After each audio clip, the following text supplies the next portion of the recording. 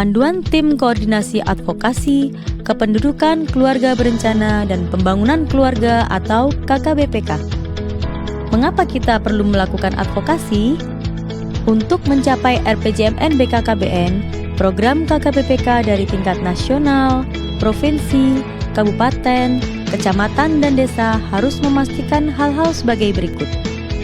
Pertama, tersedianya kebijakan dan peraturan yang dapat mendukung pelaksanaan program KKBPK secara efektif dan maksimal.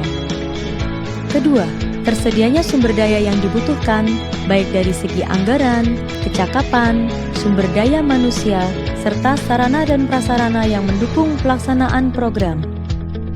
Ketiga, terselenggaranya kerjasama dan koordinasi dengan baik dari segi kebijakan maupun program atau aktivitas di tingkat lapangan.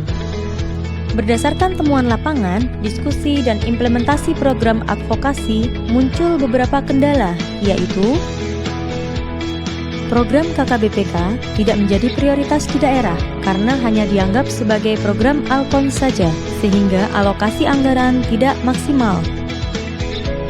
Rekrutmen pemerintah SKPD-KB kerap tidak mempertimbangkan kapasitas di bidang KKBPK, sehingga para pengelola kurang cakap. Belum termanfaatkannya dana desa, seperti APBDes, dana desa, anggaran dana desa, dan lain-lain untuk menambah anggaran program KKBPK. Belum dimanfaatkannya potensi sumber daya lain selain anggaran di daerah. Potensi sumber daya penggerakan, seperti jejaring berbagai organisasi yang dapat merespons situasi. Sumber daya kecakapan, seperti kepakaran pengembangan program komunikasi di perguruan tinggi. Sumber daya media, seperti media yang dikelola jejaring Kominfo dan lain sebagainya. Kenapa program KB begitu penting? Apa kaitan antara target KB dengan pencapaian tujuan pembangunan berkelanjutan? Simak diagram berikut. Hal-hal tersebut bisa terjadi dengan upaya yang sistematis dan terukur dan memerlukan program advokasi KKBPK yang lintas sektoral. Namun, program advokasi KKBPK di tingkat nasional dan subnasional masih menemui kendala, yaitu tidak memahami perbedaan antara advokasi dengan KIE. Advokasi yang diimplementasikan hanya dengan rapat atau pertemuan atau audiensi saja, tidak ada bahan review untuk dibaca kembali. Lebih banyak mengungkap fakta ketimbang mendefinisikan permintaan atau fact sheet disamakan dengan policy brief. Permintaan tidak didukung data atau konsekuensi tidak dituangkan secara konkret, tidak memikirkan situasi, kondisi, kepentingan, hambatan, dan lain-lain dari sisi anggaran advokasi. Sasaran advokasi salah, sehingga sasaran tersebut tidak bisa mengambil keputusan yang diharapkan. Pengertian dan tujuan advokasi.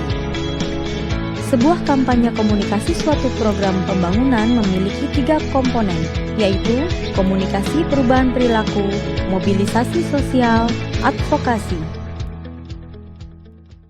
Tujuan advokasi KKBPK lintas sektoral. Metode perancangan program advokasi yang dapat digunakan di tingkat nasional dan subnasional harus bersifat sederhana, sehingga bisa dilaksanakan oleh sumber daya manusia dengan kecakapan beragam dan bisa diterapkan di berbagai daerah dengan situasi dan kondisi yang beragam. Program KKBPK harus bersifat strategis dan memiliki dampak lintas sektor. Tentunya perlu dikembangkan kelompok kerja atau gugus tugas advokasi yang bersifat lintas sektoral dengan sasaran sebagai berikut. Terbentuknya forum advokasi di tingkat nasional. Terbentuknya kelompok kerja advokasi di tingkat provinsi dan kabupaten kota. Dikembangkannya rencana advokasi tahunan di tingkat provinsi dan kabupaten kota yang merespon pada situasi KKBPK, yang diimplementasikan sebagai kegiatan yang berjalan sepanjang tahun serta dimonitor dan dievaluasi untuk pengembangan siklus tahun berikutnya. Hal yang diharapkan dan indikator keberhasilan. Pertama, tersedianya kebijakan dan peraturan yang dapat mendukung pelaksanaan program KKBPK secara efektif dan maksimal. Kedua, tersedianya sumber daya yang dibutuhkan baik dari segi anggaran, kecakapan, sumber daya manusia, serta sarana dan prasarana yang mendukung pelaksanaan program. Ketiga, terselenggaranya kerjasama dan koordinasi dengan baik dari segi kebijakan maupun program atau aktivitas di tingkat lapangan. Bagan kerangka logis pendekatan advokasi KKBPK. Tingkat nasional. Advokat di tingkat nasional melakukan advokasi pada mitra pemerintah Indonesia untuk mendapatkan lingkungan yang mendukung program KKBPK di tingkat nasional dan subnasional, sehingga akan menghasilkan rancangan advokasi dalam penguatan program KKBPK. Di tingkat subnasional, untuk membentuk Pokja Advokasi KKBPK di tingkat provinsi dan Pokja Advokasi KKBPK di tingkat kabupaten kota. Mengidentifikasi mitra dan advokat KKBPK, membingkai KKBPK sebagai isu pembangunan multisektor yang strategis. Mengembangkan Pokja Advokasi melalui lokakarya pengembangan strategi advokasi menggunakan BKKBN Smart. Membuat implementasi advokasi melalui rencana kerja tahunan, perubahan perilaku, revitalisasi tim KB Desa, kegiatan KIE atau penjangkauan masyarakat, kegiatan KSPK atau keluarga sejahtera dan pembangunan keluarga, akses pada layanan, membangun kapasitas tenaga kesehatan, meningkatkan kualitas layanan, meningkatkan akses pada layanan berkualitas. Lingkungan yang mendukung, menaikkan anggaran atau alokasi dana desa untuk KB, CSR, Kesbangpol, dan lain sebagainya. Memastikan implementasi JKN pada program KB berjalan lancar. Peraturan, surat edaran, dan kebijakan yang mendukung KB. Melakukan monitoring dan evaluasi, menyiapkan siklus berikutnya. Sehingga diharapkan peningkatan peserta KB termasuk MKJP dan capaian program KKBPK lainnya yang memberikan dampak positif di sektor pembangunan lain. Mari kita simak bagaimana langkah-langkah pengembangan advokasi. Berikut 8 langkah utamanya. 1. Mengembangkan kelompok kerja advokasi. Sebuah kelompok kerja advokasi terdiri dari individu atau perwakilan yang memiliki pengaruh dari berbagai institusi, contohnya di tingkat kabupaten, antara lain sebagai berikut.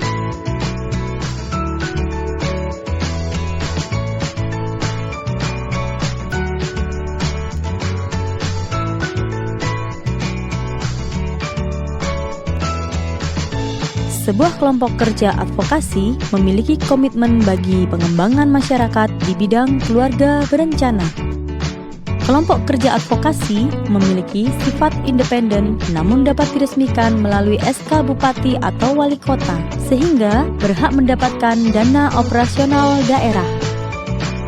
Pendekatan ini mengadopsi gagasan berpikir bahwa program KKBPK adalah program yang memiliki kemanfaatan lintas sektor dan dapat melindungi investasi pembangunan daerah yang ada. Untuk kelompok kerja yang tidak diresmikan dengan SK Bupati atau Wali Kota, biaya operasional bisa diambilkan dari biaya program advokasi SKBDKB atau secara bergiliran dibiayai oleh lembaga tepat anggota kelompok kerja bernaung, seperti SKPD Kesehatan, Pendidikan, Bapeda, dan lain sebagainya. 2. Memetakan jejaring setempat dan tingkat keterlibatan masing-masing institusi. Metode pemetaan jaringan yang digunakan adalah metode NetMap.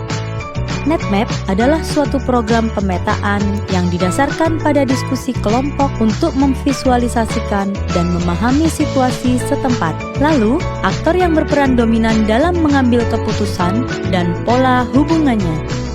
3. Memetakan sumber daya yang tersedia di daerah atau anggaran, manusia, kecakapan, aset, dan lain-lain. Demi mendukung kegiatan advokasi yang sudah dirancang, kelompok kerja perlu melakukan pemetaan terhadap sumber daya di daerah yang dibutuhkan. 4. Mengemas isu KKBPK sebagai isu yang berdimensi lintas sektor.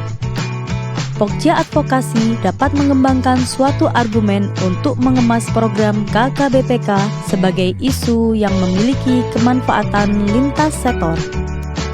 Atau sebaliknya, jika sektor KKBPK gagal, maka sektor lain pun akan terkena dampak yang signifikan. 5. Menuangkan argumentasi dalam lembar kebijakan atau policy brief.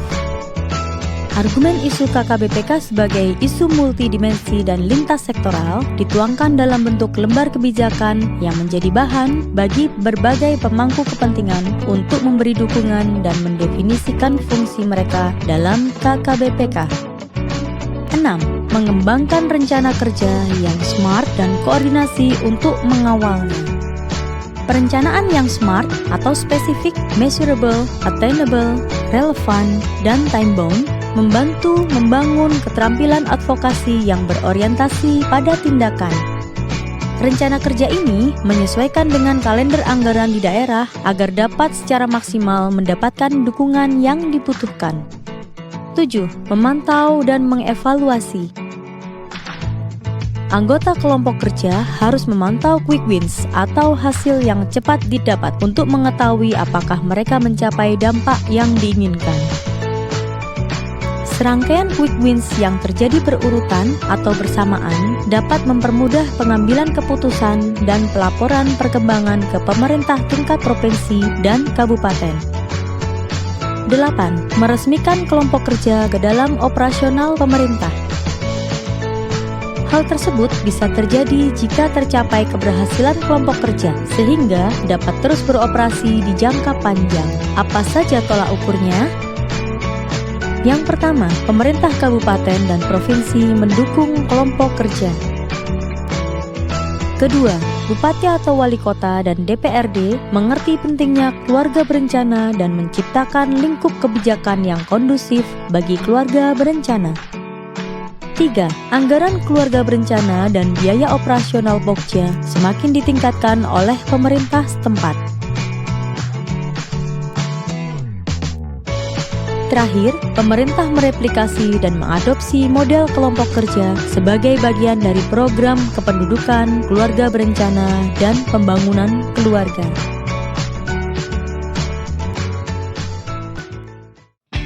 Apa saja kecakapan yang diperlukan dalam program advokasi? Seorang pengelola program advokasi memerlukan pemahaman dan penguasaan teknis akan kecakapan-kecakapan sebagai berikut. 1. Kecakapan dalam melakukan analis situasi atas problem yang menghambat keberhasilan program KKBPK di berbagai jenjang. 2. Kecakapan dalam memetakan sumber daya yang tersedia dan dapat dimanfaatkan untuk mendukung program KKBPK. 3. Kecakapan dalam memetakan pihak yang paling berpengaruh dalam mengambil keputusan yang dapat berdampak positif atau negatif bagi pencapaian tujuan program KKBPK melalui NetMap. 4. Kecakapan melakukan identifikasi permintaan advokasi yang akan diajukan pada pengambil keputusan tersebut. 5. Kecakapan membingkai pesan yang disampaikan dalam melakukan pengajuan hingga dipenuhinya permintaan advokasi. 6. Kecakapan mengidentifikasi langkah-langkah atau aktivitas advokasi yang diperlukan dalam pencapaian tujuan advokasi.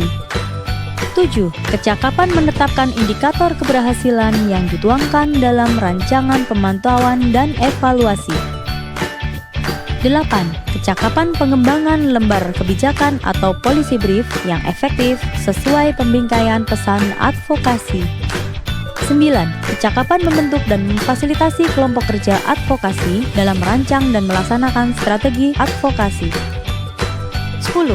Kecakapan memberikan bimbingan teknis berjenjang BKKBN nasional ke BKKBN provinsi, BKKBN provinsi ke SKPD KB Kabupaten Kota dalam merancang dan melaksanakan strategi advokasi. 11. Kecakapan manajerial dalam mengelola suatu program advokasi yang dikembangkan dari proses di atas. Skema pengembangan kapasitas pengelola program advokasi dan KIE. Pengembangan kapasitas pengelola program advokasi dan KIE dilakukan secara berjenjang agar prosesnya komprehensif dan harmonis baik di tingkat nasional, provinsi, dan kabupaten. Mulai dari perancangan, pelaksanaan, dan evaluasi berkoordinasi dengan bidan atau direktorat terkait. Di tingkat nasional perlu dilaksanakan kegiatan-kegiatan sebagai berikut. 1. Pengembangan kurikulum dan panduan sebagai bahan pengembangan kapasitas dan penerjemah teknis. 2. Pembentukan kelompok fasilitator dengan kepakaran spesifik yang akan menjadi narasumber dalam proses pengembangan kapasitas. Fasilitator dapat berasal dari pihak dalam BKKBN maupun pihak luar seperti universitas, koalisi kependudukan, pakar, swasta, serta organisasi dan kelembagaan masyarakat. 3. Pelaksanaan pelatihan bagi kelompok fasilitator atau TOT bersama dengan seluruh staf Direktorat Advokasi dan KIE. 4. Pengembangan strategi advokasi dan KIE nasional tahunan yang merupakan penerjemahan dokumentasi strategi komunikasi dan advokasi ini.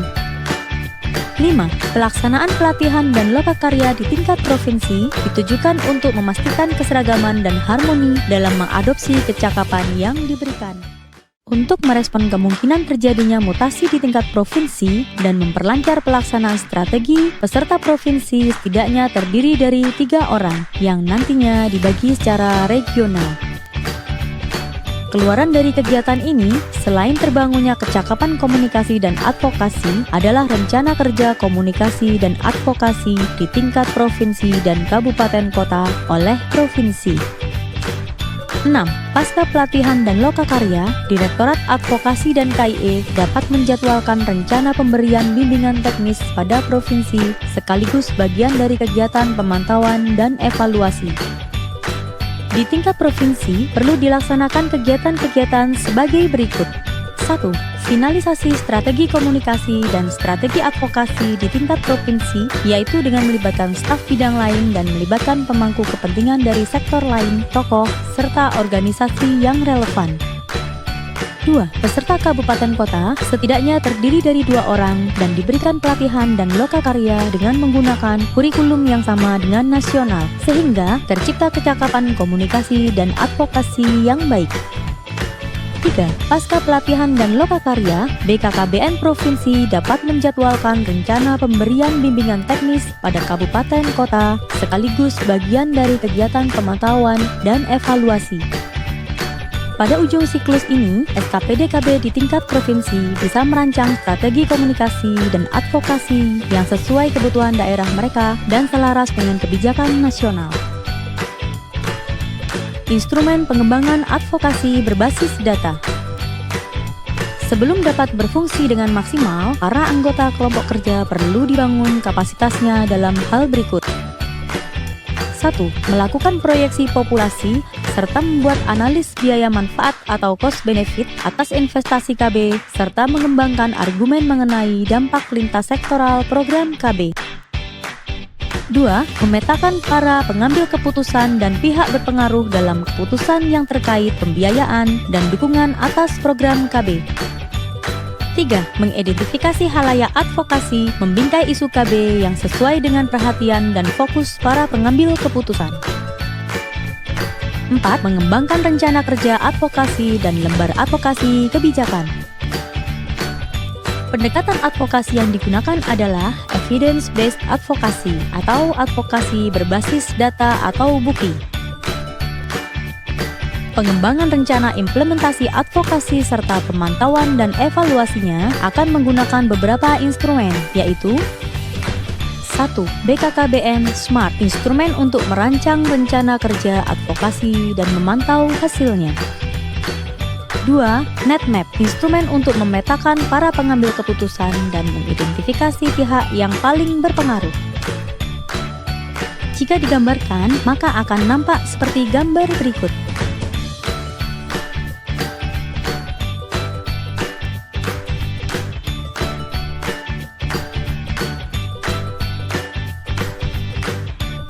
Pemetaan jejaring advokasi. Langkah yang perlu dilakukan: persiapan, menentukan aktor atau pelaku di lapangan, Menentukan hubungan antar aktor atau pelaku. Menentukan besar pengaruh dari aktor atau pelaku, atau apa yang menjadi perhatian mereka dan apa yang mereka ingin capai. Diskusi. 1. Persiapan. Siapkan peralatan sebagai berikut. Kertas ukuran A0, spidol beberapa warna, kertas kecil beberapa warna yang berstiker. Lakukan beberapa persiapan sebelum diskusi, seperti menentukan moderator dan hal penting lainnya yang akan dibahas dan dituangkan di kertas A0 tersebut. 2. Menentukan aktor atau pelaku di lapangan. Diskusikan siapa saja yang berpeluang menjadi aktor atau pelaku di lapangan. Tuliskan dan tempelkan di kertas A0. 3. Menentukan hubungan antar aktor atau pelaku. Petakan hubungan antar aktor sesuai dengan yang sesungguhnya, bukan jejaring sesuai harapan kita. Dengan begitu, kita bisa memperbaiki di masa depan. 4. Menentukan besar pengaruh dari aktor atau pelaku tersebut. Langkah berikutnya adalah menentukan seberapa besar pengaruh mereka. Gunakan rentang nilai dari 0 sampai 5 untuk menilai besar pengaruhnya.